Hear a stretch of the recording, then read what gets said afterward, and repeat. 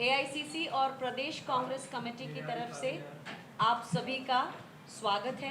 हमारे बीच में Indian national Congress के मीडिया के चेयरपर्सन श्री पवन खेड़ा जी हैं और वे आपको संबोधित करेंगे। धन्यवाद विंग कमांडर अनुमा जी। पहले माफ़ी चाहता हूँ, थोड़ा लेट हुए।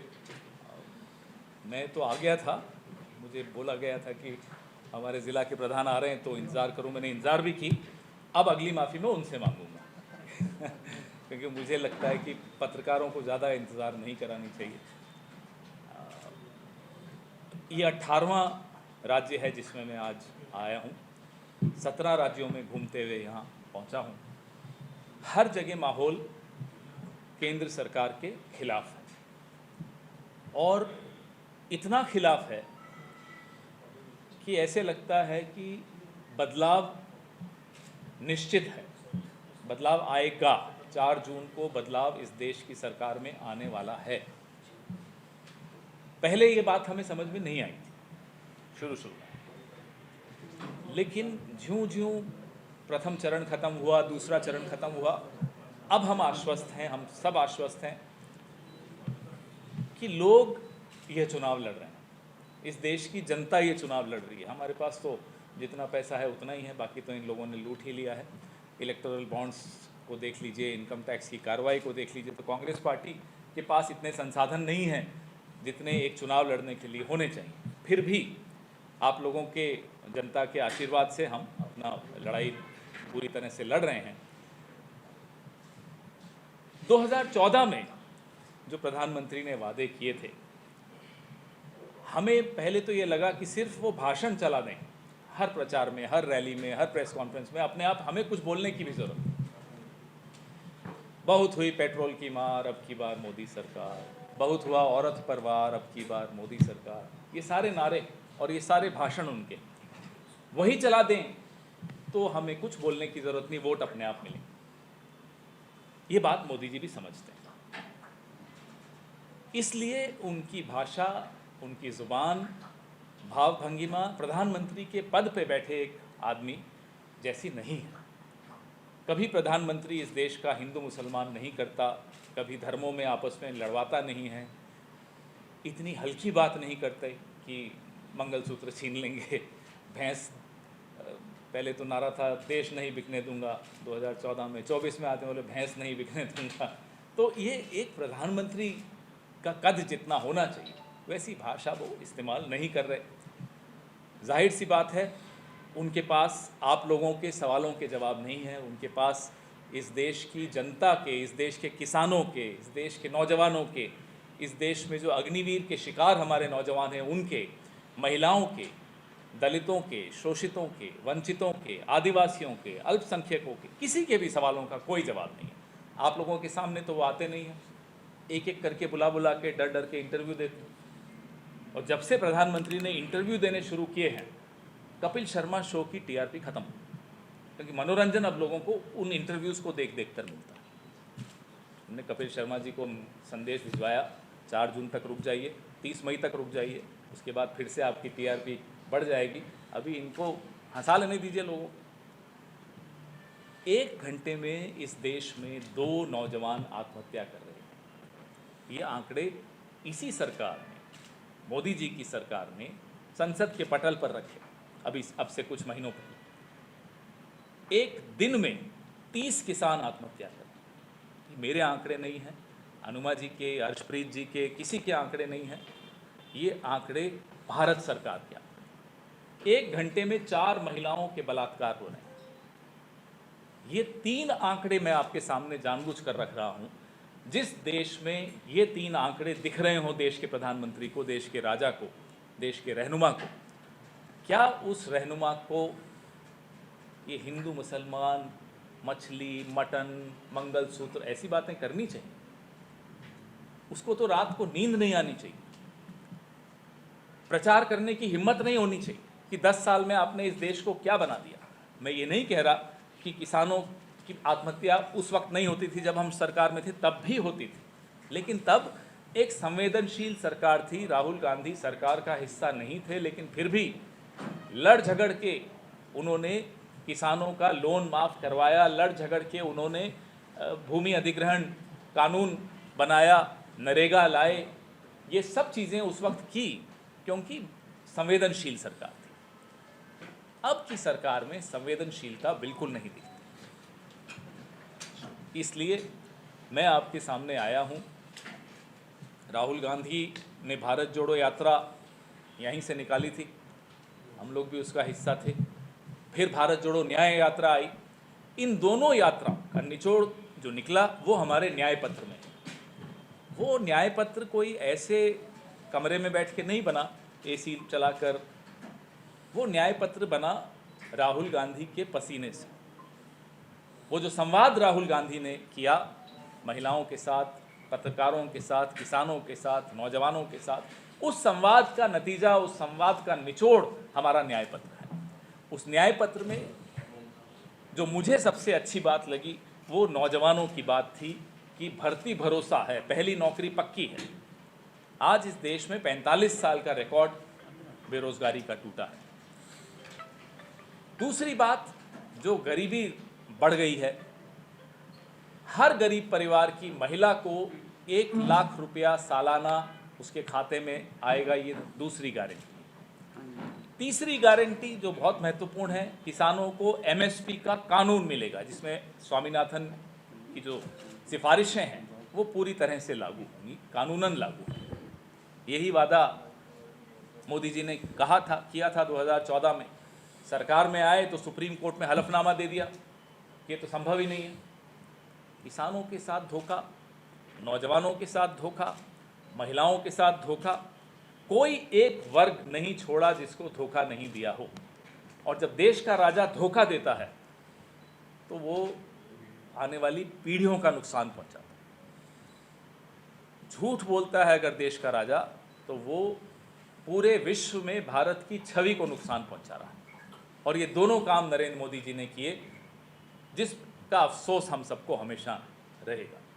आपने कुछ महीनों पहले देखा, महिला पहलवान थी, मेडल लाई। जब मेडल लाई तो मोदी जी ने कहा ये मेरे परिवार का हिस्सा है। जब उन्होंने मोदी जी से शिकायत की, मोदी जी के एक चहेते दोस्त हैं ब्रिजभूषण सिंह, जब उनकी शिकायत हुई तो ब्रिजभूषण जी जो हैं मोदी जी का परिवार हैं, और वो महिला पहलवान दिल्ली की सड़कों पर अपना मेडल छोड़कर आ गई। ये जो धोखे एक के बाद एक हुए हैं, सबसे बड़ा धोखा हमारी सीमाओं की जो सुरक्षा में बलिदान अपना दे देते हैं, और इस राज्य से सबसे ज़्यादा वो बलिदान होते हैं हमारे सैनिकों के। जून 2020 में जो क्लीन चिट दी चीन को, हमारे गलवान में लड़ते हुए बहादुर सैनिकों की शहादत का अपमान करते हुए क्लीन चिट दे दिया चीन को। कोई मजबूरी होगी, चीन के साथ कुछ संबंध प्रधानमंत्री के बड़े खास हैं, हमें नहीं मालूम क्या डर है, लेकिन चीन का नाम आते ही प्रधानमंत्री लाल आंखें तो बंद ही हो जाती, लाल आंखें सिर्फ विपक्ष को दिखाते हैं। अग्निवीर एक बहुत बड़ा धोखा है। खुद 75 साल के हैं, फिर से प्रधानमंत्री बनना चाहते हैं। देश का नौजवान 22 की उम्र में रिटायर हो जाएगा, ये क्या न्याय संगत बात है। अमित शाह कहते हैं कि मोदी जी 100 साल के भी हो जाएं तो प्रधानमंत्री रहेंगे। भगवान उनको लंबी उम्र दे, स्वस्थ रखे।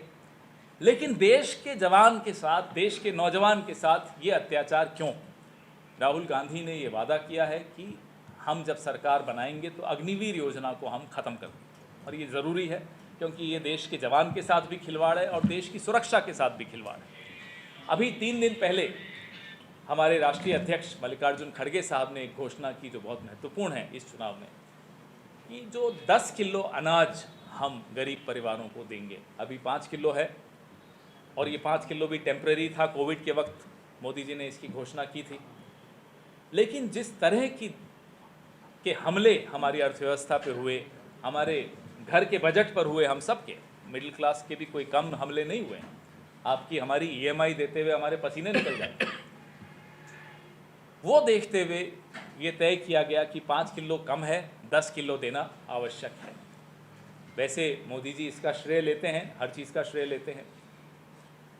ये 5 किलो अनाज भी जो वो दे रहे हैं, जो कानून था भोजन का अधिकार का कानून, ये डॉक्टर मनमोहन सिंह की सरकार ने 2013 में दिया था।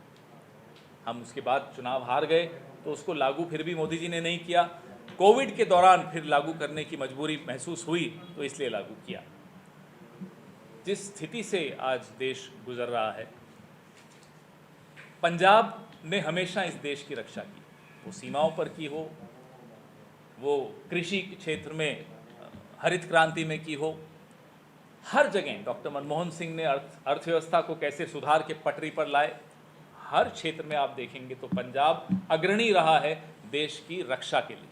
आज फिर पूरा देश पंजाब की ओर देख रहा है, पूरा देश पंजाब के आगे उम्मीद की नज़रों से देख रहा है कि फिर से बचाने आओ, संविधान को बचाने आओ, क्योंकि संविधान पे एक बुरी नज़र लग गई है भारतीय जनता पार्टी की और राष्ट्रीय स्वयंसेवक संघ की। ये लोग शुरू से बाबा साहब आम्बेडकर के संविधान के खिलाफ हैं, ये लोग आरक्षण के खिलाफ हैं, ये लोग हमारे और आपके जो हुकूक हैं उसके खिलाफ हैं। ये नहीं चाहते कि हमारे पास इस तरह का भी हक हो कि जहां मैं बोल सकता हूं, आप कैमरा और अपनी कलम से लिख सकते हैं और कैमरा चला के दिखा सके, ये लोग नहीं चाहते। राष्ट्रीय मीडिया की तो 10 साल में हत्या हो ही गई, लगभग सभी की हत्या हो गई है। पत्रकारिता की हत्या हर राज्य में ये करने वाले हैं, अगर ये फिर जीते तो इन्हें रोकना ज़रूरी है और पंजाब ये काम बखूबी कर सकता है, ये देश जानता है। एक पीएम साहब का पीछे बयान आया था कि हम बहुमत हासिल कर चुके हैं, हम 400 तक जा रहे हैं।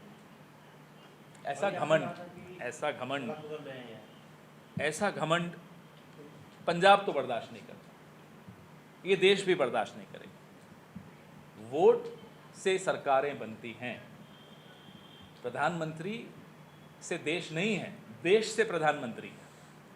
अगर देश ठान लेगा तो अच्छों की घमंड को इस देश ने तोड़ा है, हमारा भी तोड़ा है। हम में भी घमंड आया था, हमारा भी घमंड तोड़ा है, हमें भी सज़ा मिली और हमने स्वीकार की, सर झुकाकर स्वीकार की।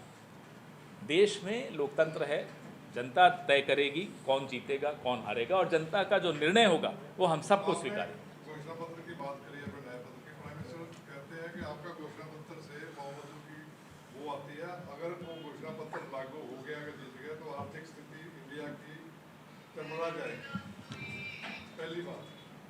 पहली पे ही फिर दूसरी बात में कर लूँगा, मैं भूल जाऊँगा। प्रधानमंत्री की डिग्री बहुत बड़ी है, ऐसी डिग्री तो हम में से किसी के पास नहीं है। एंटायर पॉलिटिकल साइंस में एमए किया हुआ है। कभी सुना आपने एंटायर पॉलिटिकल साइंस? मैंने तो नहीं सुना। अब उस डिग्री में क्या है हमें नहीं मालूम, उसमें क्या ऐसी खासियत है कि जो नहीं लिखा वो पढ़ ले आदमी। हमारे मैनिफेस्टो में अगर लिखा है कि समानता होनी चाहिए, तो क्या समानता गलत है? ये तो संविधान में भी लिखा है। अगर हम कह रहे हैं कि गरीब की लड़ाई भी लड़नी चाहिए, तो ये तो संविधान भी कहता है।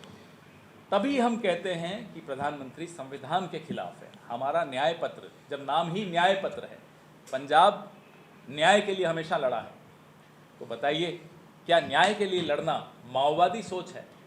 प्रधानमंत्री को इतना ज्ञान नहीं है तो हमसे पूछ लेते। हमने तो कहा है साहब आप बहस करिए। कुछ बुद्धिजीवी लोग हैं, उनमें से एक पत्रकार हैं वरिष्ठ, एक रिटायर्ड चीफ जस्टिस हैं, उन लोगों ने एक पत्र लिखा, प्रधानमंत्री को भी न्योता दिया, राहुल जी को भी न्योता दिया कि आइए एक डिबेट हो जाए। राहुल जी ने वो न्योता स्वीकार किया। प्रधानमंत्री आज 11वां दिन है, चुप है, स्वीकार नहीं कर रहे। वो आए, हम उनको बताएंगे हमारे मैनिफेस्टो में क्या है, हम उनको बताएंगे कि जिस संविधान की आपने शपथ ली है ये सब वहीं से आया है। अगर आपको लगता है हमारा मैनिफेस्टो गलत है तो आप संविधान के खिलाफ बोल रहे हैं। एक सबसे बड़ी बात उन्होंने कल कही है कि अगर कांग्रेस या उसके गठबंधन सहयोगी केंद्र में आते हैं तो राम मंदिर को ये लोग गिरवा देंगे, तो इसलिए इनको दूरी रखिए सत्ता से। राम मंदिर जी क्या बीजेपी ने बनाया? राम मंदिर सर्वोच्च न्यायालय के आदेश के बाद बना है। अगर प्रधानमंत्री की सोच ऐसी है तो ये सोच बताती है कि प्रधानमंत्री अदालत की अवमानना करते हैं, उससे भी बाज नहीं आते। अदालत का आदेश होकर कुछ बन जाए, उसके लिए वो ऐसी टिप्पणी करें उस मंदिर के लिए, तो आप सोचिए कि ये व्यक्ति किस स्तर पर जा सकता है। हम तो शुरू से कहते आए हैं, आज से नहीं 1949 से कहते आए हैं कि अगर ये आपसी सुलह में नहीं मसले का हल निकलता तो अदालत का निर्णय सर्वोपरि होना चाहिए। ताले खुले अदालत के निर्णय से खुले, सब कुछ अदालत के निर्णय से हुआ। तब अडवाणी जी कहते थे कि साहब अदालत क्या होती है, हम कहते थे नहीं साहब, संविधान में व्यवस्था है, अदालत ही होती है। अगर सुलह नहीं होती, दो पड़ोसियों की भी लड़ाई हो जाए, पुलिस समझौता नहीं करा सकती, समाज समझौता नहीं करा पाया, तो अदालत में ही जाना पड़ता है। ये वकील बैठे हैं मेरे साथ। एक जो गिराने वाली बात कह रहे हैं, कैसे गिरा सकते, क्यों गिराएंगे? हमने तो जिस दिन निर्णय आया सर्वोच्च न्यायालय का, उस दिन बीजेपी की बैठक तो बाद में हुई होगी, कांग्रेस कार्य समिति की बैठक हुई, उसमें प्रस्ताव पारित हुआ जिसमें हमने स्वागत किया कोर्ट के फैसले का, और हमने कहा कि ये विवाद अब खत्म हुआ, इसके लिए हम शुक्रगुजार हैं सर्वोच्च न्यायालय। सर केजरीवाल खड़ा साहब आप मंदिर कह रहे हैं कि निमंत्रण दिया, लेकिन वो माथा टेकने सब नहीं आए कांग्रेस वाले। क्या किसी मंदिर में किसी के आमंत्रण से जाया जाता है? भगवान के दरवाजे पे न कोई मुझे जाने के लिए आमंत्रण देगा, न कोई मुझे रोक सकता है।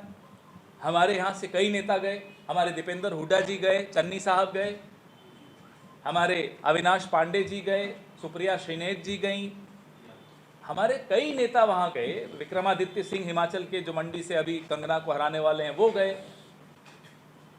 किसी ने रोका क्या उन्हें? कोई रोक सकता है? कोई रोक सकता है क्या किसी को? ये गलत है बात कि आप किसी को गुरुद्वारे जाने से रोकोगे या कि किसी को बोलोगे कि आप जब मैं कहूँ तभी जाओ। भगवान के दरवाजे पे किसी इंसान की कोई दादागिरी नहीं चल सकती। सर, स्वाति मालीवाल को लेकर आपका क्या मानना है? केजरीवाल ने वीडियो में कहा है कि हम कल सभी जो नेता उनके 12 बजे भाजपा मुख्यालय जा रहे हैं, इस अगर प्रधानमंत्री ने दम में जेल में डाले, तो उस पूरे घटनाक्रम को लेकर आपका क्या? देखिए, एक महिला ने शिकायत की, अब उस शिकायत में क्या तथ्य हैं, क्या सच है, ये जांच के बाद निकल कर आएगा। जांच होनी चाहिए, किसी की भी शिकायत हो, कहीं भी कोई महिला शिकायत करे तो जांच होनी चाहिए। अब इसमें कोई राजनीति ढूंढे, राजनीति करे तो वो करता रहे। भाजपा इसमें राजनीति करना चाहती करे, आम आदमी वहाँ जाकर उनके वहाँ कुछ राजनीति करना चाहते हैं, करें, वो कोई बात नहीं, स्वतंत्र हैं सब। लेकिन इस मामले के सारे तथ्य सबके सामने आने चाहिए, जांच होनी चाहिए। प्रियंका जी ने परसों कहा कि कोई भी महिला अगर दुर्व्यवहार की शिकायत करती है तो कांग्रेस पार्टी उस महिला के साथ खड़ी है।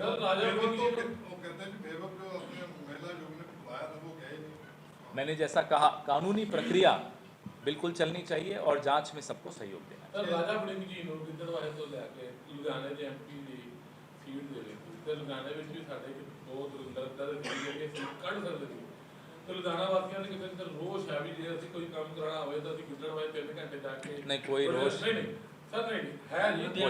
बोलिए ਪੱਤਰਕਾਰ ਸਾਨੂੰ ਸੁਣਨ बोलिए बोलिए। ਲੁਧਿਆਣੇ ਦੇ ਵਿੱਚ ਜੇ ਕੋਈ ਐਮਪੀ ਹੁੰਦਾ ਸੀ, ਸਾਡੇ ਜੇ ਸਾਡੇ ਬੈਠੇ ਨੇ ਸੰਜੇ ਤਲਵਾਰ ਦੇ ਬੈਠੇ ਨੇ, ਆਸ਼ਕੀ ਬੈਠੇ ਨੇ, ਇਹ ਦੋ ਦਰਿੰਦਰ बहुत अच्छी एंड सारा तो ज्यादा तलवार साहब को मैं जानता हूँ, आज से नहीं, नहीं मैं मानता हूँ। अब बोलने तो दो, मैं समझ गया, अब तो बोलने दो मुझे। तलवार साहब हों, आशु भाई हों, हमारे सबसे बड़े अच्छे संबंध हैं और वाकई धुरंधर है, इसमें कोई शक की बात नहीं। अब आगे तो बोलने दो। राजा वड़िंग साहब को पार्टी ने निर्णय लिया कि साहब यहाँ से लड़ना चाहिए, उन्होंने आदेश का पालन किया, वो लड़ रहे हैं। इसका मतलब नहीं कि जो बाकी हैं वो धुरंधर नहीं है, वो भी धुरंधर हैं, काफ़ी धुरंधर। अब बोलने मैं समझ रहा हूँ आपकी भावना, बिल्कुल समझ गया। मौका देकर देखिए ना, फिर अगर शिकायत हो तो बात करें, मौका तो दीजिए। नहीं, इसलिए अब अभी शिकायत नहीं कर सकते, 4 जून के बाद कर सकते हो कि साहब मैं गया और वो नहीं मिला। मैंने वोट डालनी है राजा वड़िंग जी को, मैंने डाल ही देनी है। अगर मेरे को काम आ गया राजा वड़िंग को, मैं कहाँ जाकर ढूंढूंगा? अगर 4 जून के बाद अगर आपको, मैं समझ गया भाई, अगर 4, मैं बोल तो दूं, आपकी तरफ से, आपके माध्यम से मैं लुधियाना वासियों को भी बोल रहा हूँ, 4 जून के बाद देख लेना। अगर लगता है कि इतना दूर जाना पड़ रहा है तो बोलना, शिकायत करना। अभी शिकायत गलत है, ऐसा नहीं होगा, ये मैं आपको दावे के साथ कहता हूँ।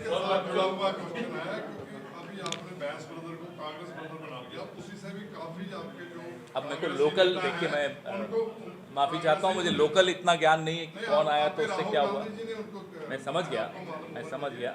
वो कहते हैं उनके आने से भी हमारी छवि खराब हो गया, उनको नहीं लेना चाहिए, ऐसे कांग्रेस ही बोल रहे हैं, हम नहीं बोल रहे। मेरे को इस बारे में ज़्यादा ज्ञान नहीं, तो मैं इस पर टिप्पणी नहीं करूँगा। आम आदमी पार्टी के बहुत से बड़े नेता और अरविंद केजरीवाल केजरीवाल शराब नीति घटाने में आरोपी हैं और अंदर भी डाला उनको, और अभी मनी लॉन्ड्रिंग का मामला भी आ गया। क्या कांग्रेस ने उनको क्लीन चिट दे दी है उनके साथ? देखिए, जब तक क्योंकि आपका गठबंधन है, इसलिए मैं खुलकर क्या भ्रष्टाचार मैं के बिल्कुल आप बिल्कुल समझ गया, विपरीत है जो साथ में? मैं खुलकर बोलते हैं, हम लोग सब बोलते हैं। इस पूरे मामले की लिखित शिकायत कांग्रेस ने की थी, हमारे दिल्ली प्रदेश कांग्रेस कमेटी ने। मामले की जांच चल रही है और होनी भी चाहिए, किसी भी मामले की, हम पर हो तो हमारी भी करिए, जिस पर भी कोई आरोप लगता है उसकी जांच होनी चाहिए, यही व्यवस्था है, यही संवैधानिक व्यवस्था है।